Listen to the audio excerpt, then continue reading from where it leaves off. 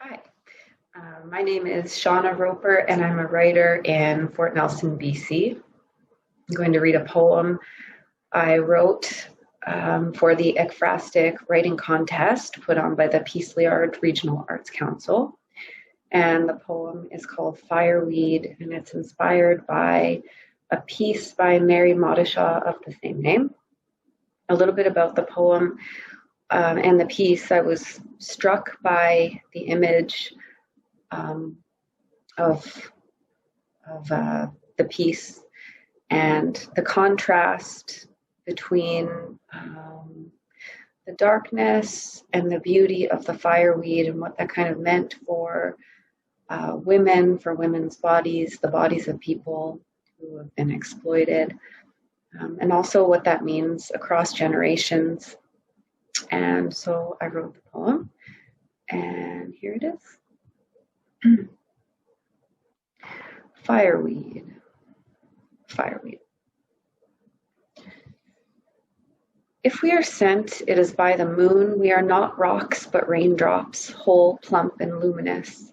Or perhaps we come by rivers, glittering cascades of galaxies, arriving like small miracles, little light beams. Ancient cycles spin within us, sunshine burst, tucked within solar plexus, exhale of lunar breath inhabiting hips. We are beautiful, enduring, capable of life, of nurturing, of pain. We are strong, we are vulnerable. As raindrops we soar, all the eyes of our grandmothers peering out in kaleidoscopic swirls. We carry them as they carried us. We forge toward earth, falling, falling, falling, we burst. Too many of us hit like this, arrive like this, not within the gentle arms of ocean, but upon the painful slap of rock. We are illuminated in the wholeness of hope, only to break into a million pieces. And the water we once were dries, seeps away into dust. A breath, a hiss, a flame ignites, alighting its way along all our vessels, burning us along all our nerves.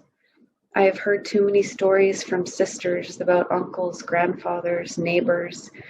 We have suffered too much collective robbery of ourselves and of our bodies. Too often, the pain of this overtaking becomes flame, red, scorching, surging, spreading out across our beings, taking everything in its wake until we grow up or escape, somehow, some way, harboring the glowing ember of its awful memory. Still walking, we keep going, powered by bones that move like machines, not from will, but habit, memory, maybe at the insistence of the grandmothers. Keep going, they say. We walk in these disjointed, stolen bodies, carry these bodies like stones, great burdens bearing down on bended backs. It shows in the slump of shoulders, the tendency to look away instead of ahead, in the way our voices waver as our throats go thin and close over, and we can't stand up for ourselves, and we can't find the worth to make ourselves strong again. This is not finite.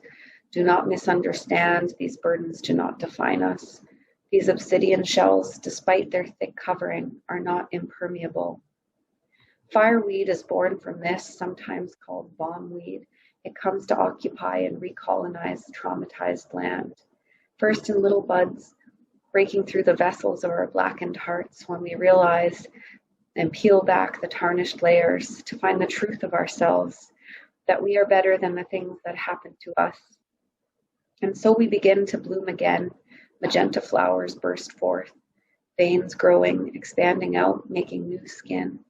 It will never be the same. Mottled, this scar tissue gives us armor, a way forward. When we leave, there will be little trace of the burnt up beings we once were. There will only be the gentle indigo songs of the fireweed along our lovely limbs, a gift to our granddaughters. We will not be bags of soot carried on the backs of those to come. We will reclaim, regrow. Let this stand for who we were and who our granddaughters carry with them.